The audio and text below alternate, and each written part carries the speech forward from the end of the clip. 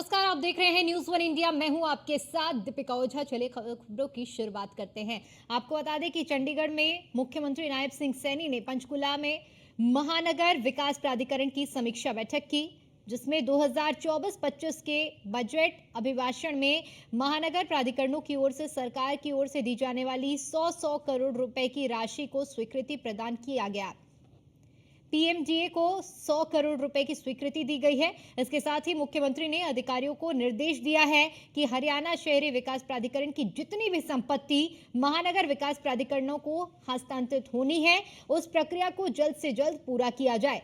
बैठक में जानकारी दी गई कि प्राधिकरणों द्वारा मुख्यतः से सेक्टरों के डिवाइडिंग रोड, पार्क, सीवरेज, बरसाती पानी की निकासी और पीने के पानी और शहर के विस्तृत क्षेत्र में नए विकास कार्य करवाए जाएंगे, जबकि सेक्टरों के अंदर की सड़कों का निर्माण और मरम्मत का कार्य हरियाणा शहरी विकास प्राधिकरण और शहरी स्थानीय निकाय द्वारा कराए जाएंगे।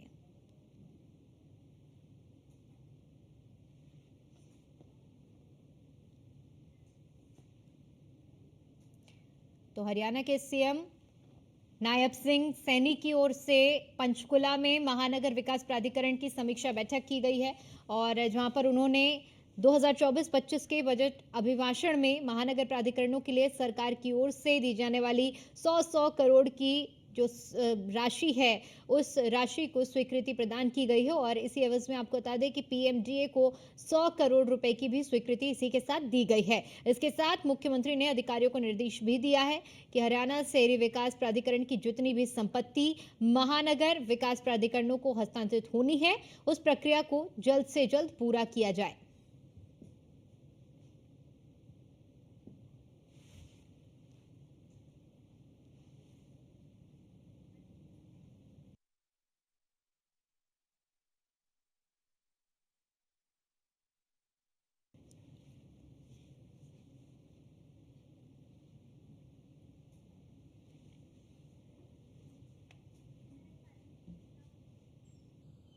वहीं हरियाणा के मुख्यमंत्री नायब सिंह सैनी की अध्यक्षता में बैठक हुई, और इस बैठक में तमाम पहलुओं को लेकर चर्चा की गई, जिसमें फरीदाबाद मेट्रोपॉलिटन डेवलपमेंट अथॉरिटी की 5वीं बैठक थी।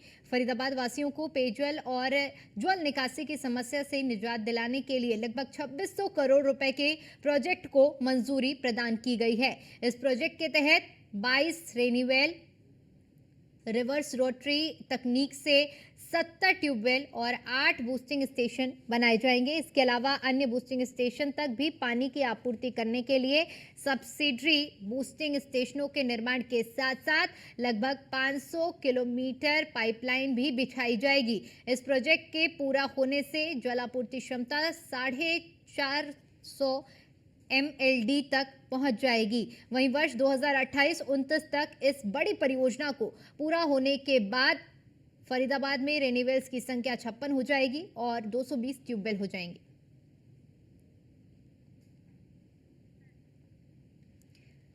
तो हरियाणा के मुख्यमंत्री नायब सिंह सैनी की ओर से ये बैठक की गई है, और इस बैठक की अध्यक्षता सीएम ने की, जिसमें फरीदाबाद की मेट्रोपॉलिटन डेवलपमेंट अथॉरिटी की ये 5वीं बैठक थी, और किस तरह से पेयजल और जल निकासी की जो समस्या है उससे फरीदाबाद वासियों को निजात दिलाई जा सके, इसको लेकर चर्चा की गई है।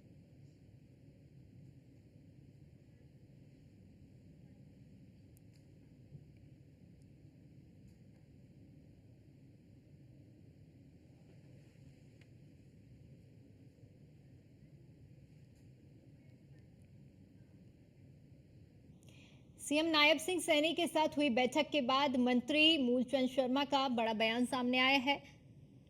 इसमें उन्होंने कहा है कि एफएमटी के विकास को लेकर बैठक हुई, जिसमें 2031 तक शहर विकसित करने की कार्ययोजना पर विचार किया गया। साथ ही पानी की समस्या समेत शहर के विभिन्न समस्याओं पर भी चर्चा की गई है।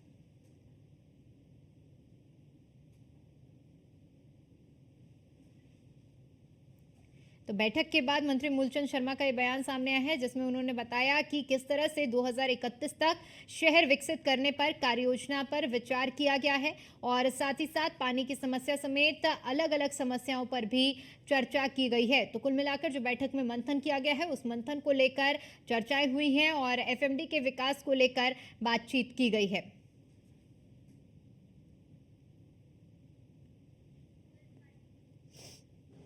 आज एफएमडी की मीटिंग थी, गुड़गांव की थी। हमसे पहले एफएमडी फरीदाबाद की थी और एफएमडी का बहुत बड़ा काम जो एमसीएफ पे था, आज वो एफएमडीए पे है कि आने वाले 2031 के मास्टर प्लान को लेकर पानी की व्यवस्था क्या हो, सीवर की व्यवस्था क्या हो, रोडों की क्या हो और फ्लाईओवर की व्यवस्था क्या हो।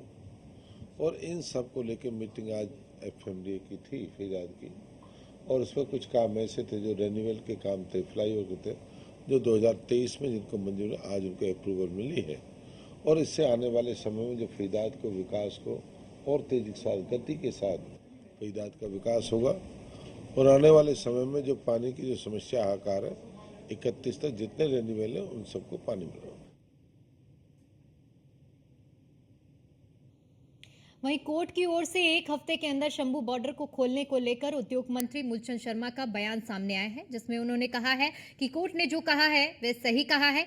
सभी को कोर्ट के आदेशों का पालन करना चाहिए, शंभू बॉर्डर खोलना चाहिए और बॉर्डर के बंद होने से लोगों को आने जाने में काफी दिक्कतें हो रही हैं। किसी भी समस्या का समाधान बातचीत के जरिए होना चाहिए। सरकार भी बातचीत को तैयार है। लोकतंत्र में सभी को प्रदर्शन का अधिकार है, लेकिन दूसरों की सुविधाओं का भी ध्यान रखना चाहिए।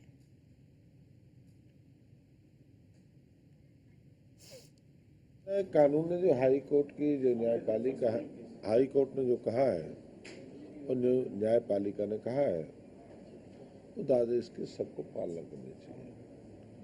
और न्यायपालिका ने जो कहा कि रास्ता खुलना चाहिए, रास्ता खुलना चाहिए और अपना किसी का रास्ता रोकने से कोई हल नहीं है।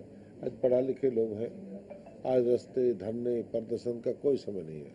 आज विकास का समय है। आज बात के साथ कोई ऐसा काम नहीं जो बातों से ना निकलता हो और कोई रास्ता ऐसा भी नहीं है कि हमें ये करना तभी होगा, नहीं, ऐसा नहीं। अब सरकारों में अब समय सब चेंज हो चुका है। हर व्यक्ति टेबल पर बैठ के बात करना चाहता है और किसी की समस्या को देखते हुए अपनी बात को वो रखना चाहे तो उसके लिए सरकार करने के लिए तैयार है। आपने कोई आदमी दिल्ली में प्रदर्शन करना या दिल्ली में जाना, प्रदर्शन करने का सबका अधिकार है, पर इस तरह की बेकायदगी के साथ किसी को करना जो पिछली बार हुआ, इस तरह की गलती ना हो, आम जनमानस को कोई परेशानी ना हो, किसी लोगों को इस तरह की ना हो, इसलिए कि लोगों को कहा है कि भाई इस तरह की समस्या ना हो। मेरा कानून ने जो हाई कोर्ट की जो न्यायपालिका है, हाई कोर्ट ने जो कहा है और न्यायपालिका ने। वहीं बीजेपी की ओर से हरियाणा प्रदेश का अध्यक्ष नियुक्त किया गया है मोहनलाल बडोली को, जो कि सोनीपत के राई से विधायक हैं। बडोली के प्रदेश अध्यक्ष बनने पर मूलचंद शर्मा ने उनको बधाई दी है। उद्योग मंत्री मूलचंद शर्मा की ओर से कहा गया है कि बडोली को संगठन में काम करने का लंबा अनुभव है। मुझे उम्मीद है कि उनके कार्यकाल में बीजेपी एक बार फिर से सरकार बनाएगी।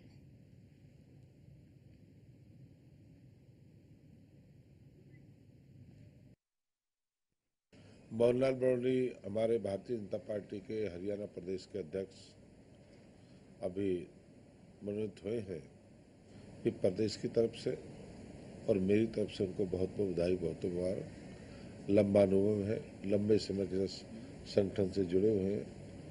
ये उन्होंने किसान मोर्चे में काम करा, मंडल अध्यक्ष काम करा और 9 में मेरे साथ जब मैं किसान मोर्चे में, हम सबने धनखड़ जी की अध्यक्षता में मिलकर सबने काम किया है और उनको संगठन का ज्ञान है। संगठन जिस आदमी को संगठन चलाया हो उस संगठन को बेहतरीन चलाता है। इसलिए मोहनलाल जी को बहुत बधाई। उनके नेतृत्व में हरियाणा में तीसरी बार भारतीय जनता पार्टी की सरकार बनेगी, पूर्ण बहुमत के साथ बनेगी और कोई कमी है उसको मोहनलाल बडोली जी पूरा करेंगे और तीसरी बार सरकार बनाने का सहयोग।